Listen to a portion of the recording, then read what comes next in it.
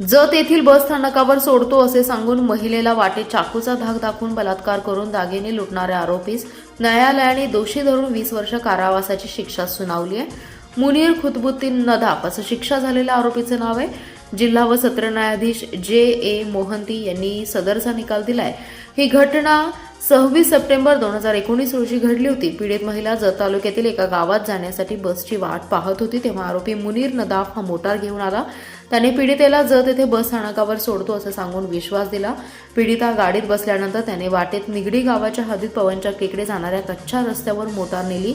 निर्मनुष्य ठिकाणी मोटार थांबवल्यानंतर नदाफ यांनी चाकूचा धाक दाखवून मोटारीत पीडितेवर बलात्कार केला। त्यानंतर जीवे मारण्याची धमकी दिली।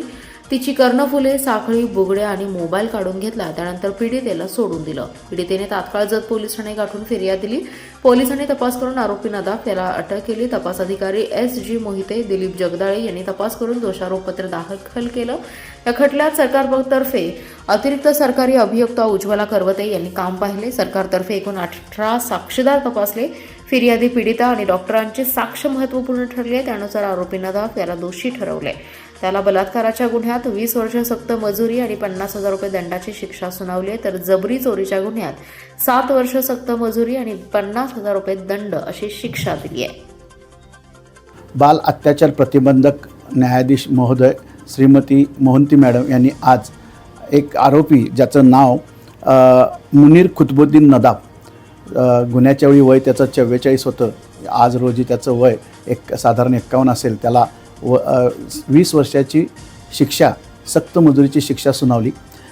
घटना ही दिनांक 26/9/2019 रोजीची होती। यातील जी फिर्यादी महिला आहे ती साधारण त्यावेळी 52 वर्षाची होती आणि ती जत येथे जाण्यासाठी निघाली होती। तर या आरोपीनं त्याची गाडी MH12 BP 9414 यामध्ये बसून तिला जत येथे सोडण्यासाठी म्हणून घेऊन जातो असं सांगून एक निर्जन स्थळी नेऊन तिच्यावर बलात्कार करून तिच्याकडून तिच्या अंगावरचे सोने दागिने काढून घेतले होते। या दृष्टीनं वास्तविकतात परिस्थितीजन्य पुरावा होता, परंतु यातील फिर्यादी ही वयोवृद्ध महिला असतानासुद्धा तिनं धाडस केलं, फिर्याद दिली आणि कोर्टामध्ये साक्ष ही घडलेल्या घटनेनुसार दिली। त्या साक्षीचा तसेच डॉक्टरच्या साक्षीचं महत्त्व समजून एकूण 15 साक्षीदार यात आम्ही तपासले होते। त्या सर्व साक्षीचे अवलोकन करून सन्मान्य न्यायाधीश श्रीमती मोहंती मॅडम यांनी या आरोपीस 20 वर्ष सक्त मजुरीची शिक्षा दिलेली आहे।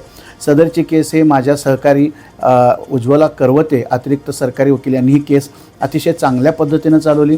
या कामी त्यांना आमचे पैरवी कक्षाचे जे पोलीस आहेत ते म्हणजे रेखा खोत मॅडम, सुनीता आवळे मॅडम, संजय कापूरकर, सुप्रिया भोसले, त्याचप्रमाणे पैरवी अंमलदार सचिन बंडगर यांचे सहकार्य त्यांना लाभले। त्यानुसार ही केस सुद्धा चांगल्या पद्धतीनं सन्मान्य न्यायाधीशांच्यासमोर चालली आणि ती चालवून आज रोजी शिक्षा झालेली आहे। यामुळे सुद्धा गुन्हेगारांना जरब बसण्याचे साठी हा न्याय निर्णय महत्त्वाचा आहे।